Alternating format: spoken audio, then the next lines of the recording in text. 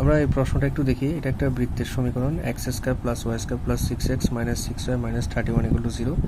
তো আমাদের এই ধরনের সমীকরণগুলো থেকে, বৃত্তের সমীকরণ থেকে কেন্দ্র এবং ব্যাসার্ধ বের করতে বলে। তো কেন্দ্র এবং ব্যাসার্ধ যদি বের করতে বলে তখন আমরা কি করব খুব দ্রুত।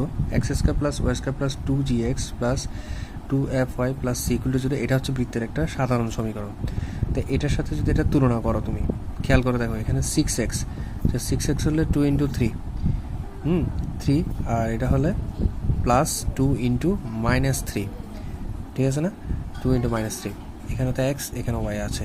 তাহলে এটার সাথে এটা যদি তুলনা করি আমরা, জি সমান পাবো 3 আর এফ সমান পাবো মাইনাস 3। তাহলে মাইনাস জি সমান পাবো কত?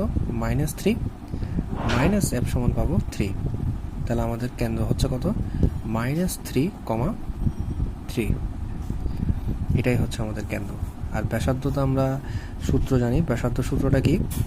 ব্যাসার্ধ সমান হচ্ছে √জি square plus F square minus C. তাহলে জি স্কোয়ার হচ্ছে এখানে -3 হোল স্কোয়ার, আর এটাও 3 স্কোয়ার। তাহলে 9 প্লাস 9 মাইনাস সি, সি হচ্ছে এখানে কত? -31। হ্যাঁ, মাইনাস, যেহেতু এটা মাইনাস আছে তাহলে এখানে হবে -31 হলে +31। তাহলে এখান থেকে হিসাব করলে 49। তাহলে এখানে আমরা পাচ্ছি 7। তার মানে ব্যাসার্ধ হচ্ছে 7।